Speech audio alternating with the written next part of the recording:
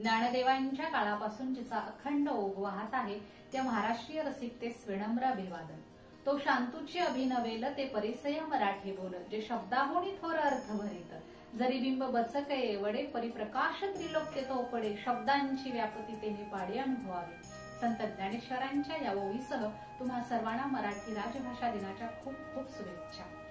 लाभले आम्हास भाग्य बोलतो मराठी, झालो खरेच धन्य ऐकतो मराठी, धर्म पंथ जात एक जाणतो मराठी, एवढ्या जगात माय मानतो मराठी, बोलतो मराठी, ऐकतो मराठी, जाणतो मराठी, मानतो मराठी।